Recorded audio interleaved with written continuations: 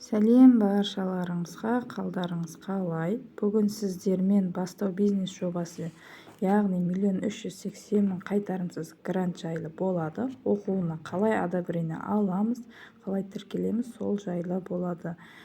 Каналға жазылуды ұмытпаңыздар, қоңырашаны басып қойыңыздар. Міндетті түрде келесі сабақта 12 модульдің сұрақ жауаптары болады.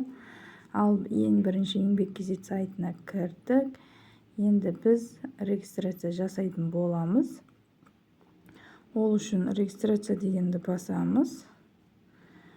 Сіз кімсіз деп тұр, тіркелу деген жерде. Жұмыс іздеуші деп басамыз. Сосын мына жерде email или ұялы телефон деп тұр. Бізге ыңғайлысы ұялы телефон. Ұялы телефон таңдап, телефон нөмірімізді жазамыз. Телефон нөмірімізге код келетін болады. Телефон нөмір жазды, код келді. Соны жазамыз.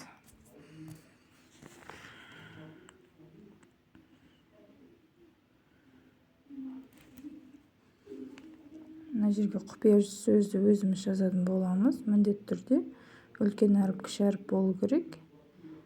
И бір собачка болса, собачка болу керек. Астына да сол құпия сөзді қайталап жазамыз.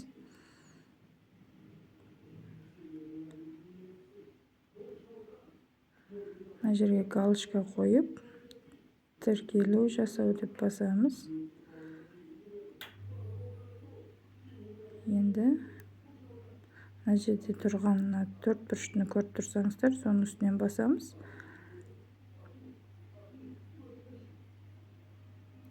Сосын мына жерде еңбек бусенс дегенге кіреміз. Мына жерде бізде ин сұрап тұр, осы жерге инді жазатын боламыз.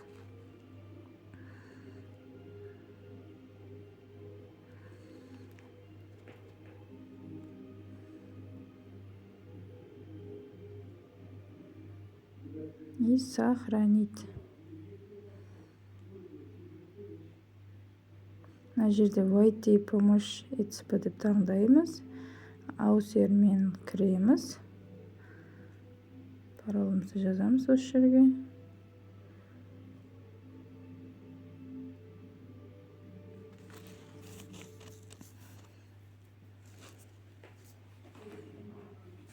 Окей. Енді мына жерге кіріп, мой кабинетке кіреміз. Мына жерде мұқият қараңыздар, пошта, телефон нөмір жазуымыз керек. Міндетті түрде, егер жазбасақ, біз проверка статустан өте алмаймыз. Мына жерге кез келген поштаны жазуға болады. Өтірік пошта жасасаңыздар сохранить етіле береді. Бірақ міндетті түрде өздеріңіздің пошталарыңыз жазыңыздар.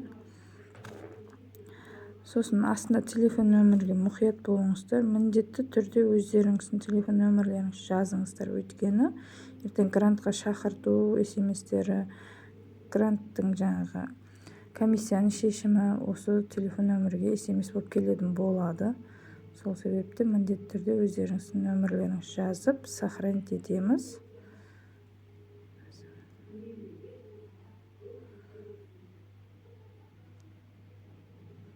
Сохранить.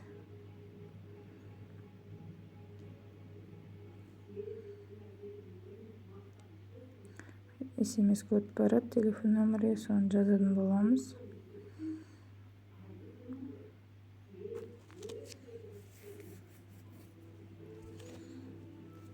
Окей.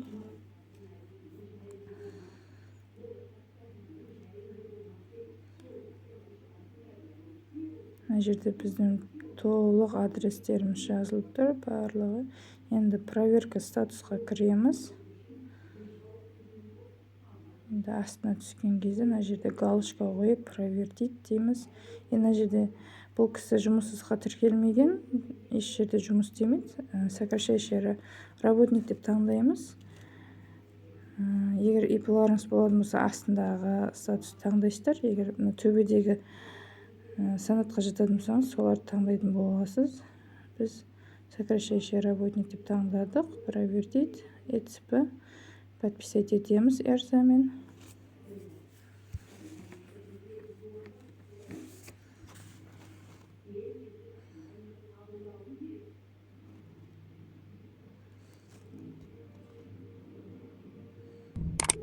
Мына жерде үш адам очередьте тұрып, мына жерде қайта обновить жіберіп, кезегіміз келді.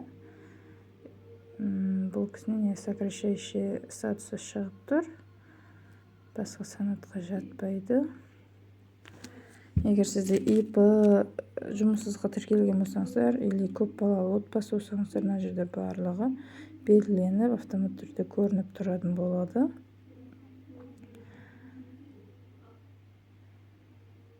Курсқа жазылу дегенге кіреміз.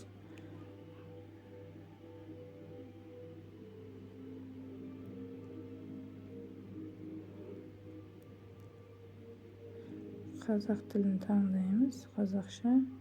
Бұл кісінің оқу білімі, колледж ғана оқыған, аяқталмаған жоғары білім деп таңдаймыз. Оқуға жазылуды басамыз. Біз қазір автомат түрде оқуға кіретін боламыз. Қазір загрузка етіп жатыр. Міне уже біз 14 күндік сабаққа келдік.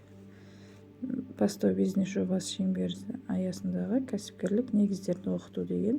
Бізге 14 күн уақыт береді. Осы курс оқудан өту және қорытынды тестілеу тапсыру үшін сізде 14 күнтізбелік күн бар екен еске саламыз дейді. Мына астына түссек, мына жерде бірінші, екінші, 3, 4, 5, 6, 7 деп 12 сабақ тұр. Әр сабақта видеороликтер и тесттер болады. Қорытынды тестке 3 рет бізге мүмкіндік береді. Егер 3 мүмкіндіктен де өте алмасақ, біз уже сертификат ала алмаймыз. Сол себепті каналға жазылуды ұмытпаңыздар и қоңырау басып қойыңыздар. Келесі сабақтар сіздерге өте пайдалы болады. Барлығы осы 12 модульдің сұрақ жауаптары болады. Осылай сабақты оқитын боламыз. Келесі видеоны күтіңіздер. Сау саламатта болыңыздар.